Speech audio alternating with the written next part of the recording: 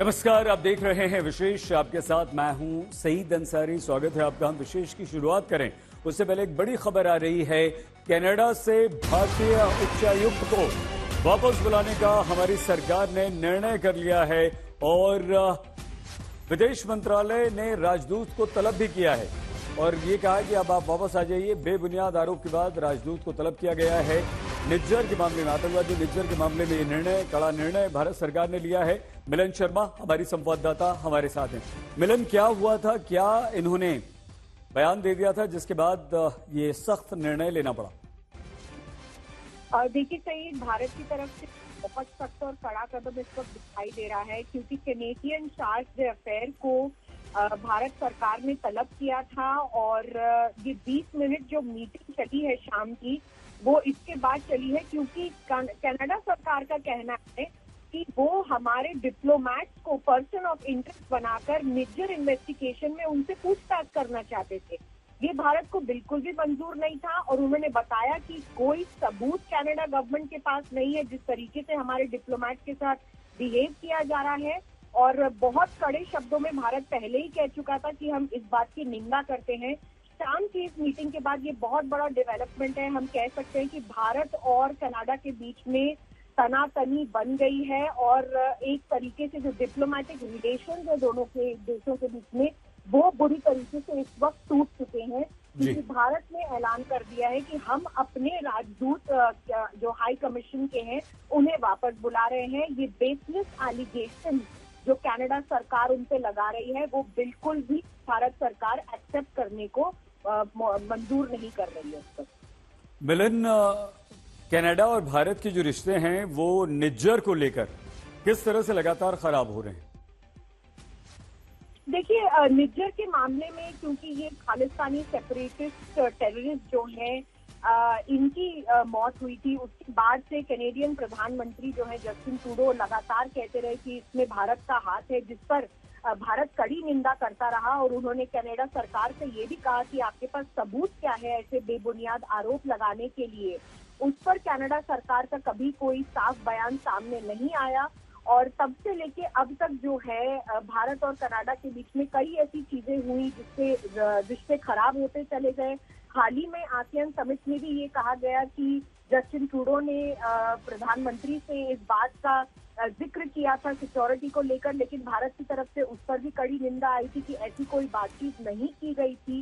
और बहरहाल आज की तारीख है जहां पर पर्सन ऑफ इंटरेस्ट बनाया गया भारत के राजदूतों को, जिनकी क्रेडिबिलिटी पर सवाल उठाए जा रहे हैं कनाडा सरकार की तरफ से, इसलिए भारत को ये बहुत कड़े कदम लेने पड़ रहे हैं और इसीलिए आज भारत सरकार कह रही है कि उन्हें कनाडा पर विश्वास नहीं है, कि वो कैनेडियन गवर्नमेंट की सिक्योरिटी पे कमिटमेंट नहीं है उनका और वो विश्वास नहीं करते हैं कनाडा सरकार के ऊपर, खासकर ट्रूडो सरकार के ऊपर। और इसीलिए उन्होंने बहुत कड़े शब्दों में अपना गुस्सा जताया है और बात सामने रखी कि हमारे डिप्लोमैट को इस तरीके से कोई ट्रीट नहीं कर सकता और इसीलिए हम उनको वापस बुला रहे हैं। किस तरह के झूठे आरोप कनाडा भारत पर खालिस्तानी आतंकवादी निज्जर को लेकर मिलन लगाता रहा है?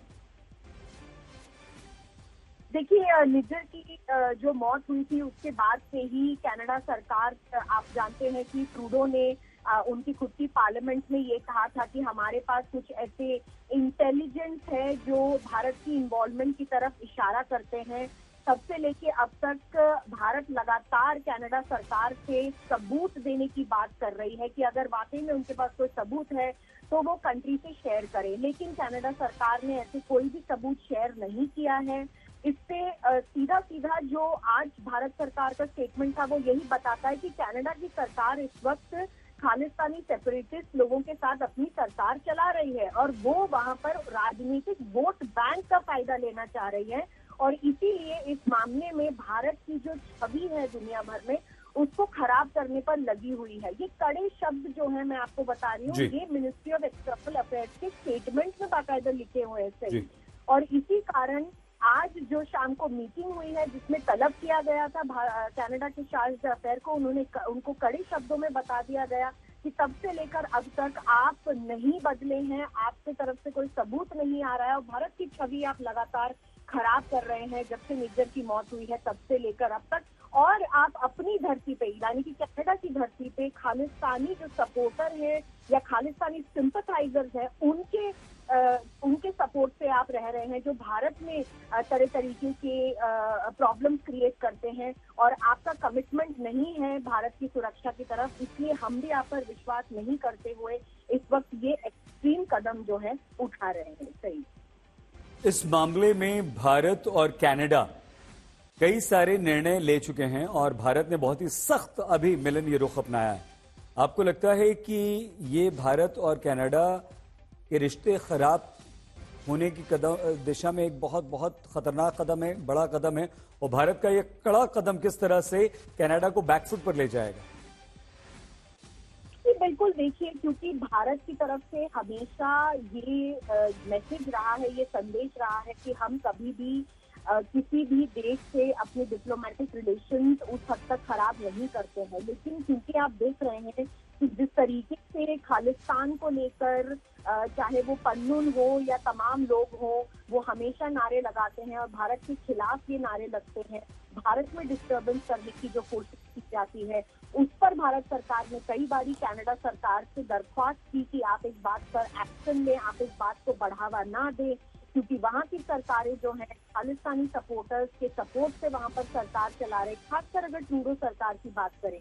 और तब से लेके अब तक कनाडा और भारत के बीच में एक डिप्लोमेटिक जो है संवाद रहा, लेकिन कनाडा ने इस संवाद की मर्यादा ना रखते हुए भारत पर ही आरोप लगा दिया कि हरदीप सिंह निज्जर की जो मौत हुई है उसमें भारत के ऑफिशियल्स और डिप्लोमैट्स की इन्वॉल्वमेंट है।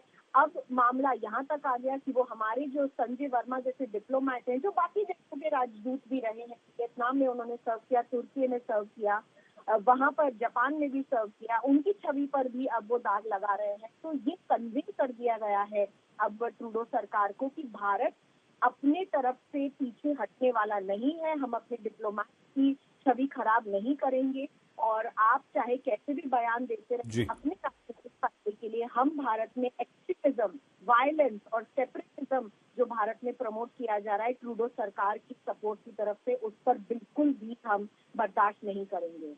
मिलन, आप बने रहिए हमारे साथ। गौरव सावंत हमारे संवाददाता भी इस समय हमारे साथ जुड़ चुके हैं। गौरव, भारत सरकार का ये सख्त निर्णय, ये कनाडा के झूठ पर कितना करारा जवाब है? ये एक बहुत बड़ा कदम है और एक बहुत कड़ा संदेश कनाडा को देने की कोशिश है। लेकिन ये कदम क्यों उठाया गया है? कनाडा में चुनाव आने वाले हैं, जस्टिन ट्रूडो की स्थिति बहुत खराब है इन चुनावों में और अपने खालिस्तान वोटों के लिए वो भारत के न केवल राजदूत बल्कि राजनयिकों पर दबाव बनाने की कोशिश कर रहे हैं, केवल वोट बैंक की राजनीति कर रहे हैं। और भारत ने साफ कर दिया है कि ये वोट बैंक की राजनीति भारत को कतई मंजूर नहीं है। तो इसके 2 महीने निकलते हैं। एक, जब भारत अपने राजदूत को और राजनयिकों को कनाडा से विड्रॉ कर लेता है तो इसका ये मतलब है कि कनाडा के राजदूत भी अब भारत में नहीं रह सकते, कनाडा के राजदूत और राजनयिकों को भी भारत से वापस जाना पड़ेगा। और ये ऐतिहासिक कदम है। जिस तरह से कनाडा जैसे देश के साथ इस तरह का कदम उठाया गया है, ये दिखाता है कि प्रधानमंत्री नरेंद्र मोदी 1 इंच कनाडा की गुंडागर्दी के सामने झुकने को तैयार नहीं है, खालिस्तान समर्थकों के आगे वो झुकने को तैयार नहीं है। कनाडा के साथ अभी हम अपने जितने भी संबंध है उस पर एक अल्प विराम लगा सकते हैं, लेकिन कनाडा की गुंडागर्दी भारत को पसंद नहीं है। ये एक संदेश प्रधानमंत्री नरेंद्र मोदी या भारत सरकार की तरफ से जा रहा है। सईद, अगर उच्चायुक्त को वापस बुलाया जाता है गौरव, इसका मतलब यह हुआ कि डिप्लोमेटिक कम्युनिकेशन पूरी तरह से बंद, और डिप्लोमेटिक कम्युनिकेशन के बंद होने का मतलब दोनों देशों के रिश्तों पर क्या होता है? देखिए, दोनों देशों के बीच में जो रिश्ते हैं वो वैसे बहुत बहुत मजबूत है। भारत और कनाडा के बीच ऐतिहासिक संबंध रहा है। कनाडा भारत का बहुत अच्छा मित्र भी है। कनाडा की तरफ से भारत में निवेश बहुत अधिक है और वो भारत की अर्थव्यवस्था की दृष्टि से भी बहुत महत्वपूर्ण है। लेकिन जस्टिन ट्रूडो का ये जो वोट बैंक की राजनीति करना है, ये भारत को नागवारा है। जस्टिन ट्रूडो ने 1 इंच का कोई सबूत, एक रत्ती भर सबूत भारत को अभी तक नहीं दिया है। भारत लगातार सबूत मांग रहा है। कोई सबूत भारत को नहीं दिया है। केवल ये कहा है कि हमारे पास ऐसी जानकारी है, अब आप इसकी जांच कीजिए।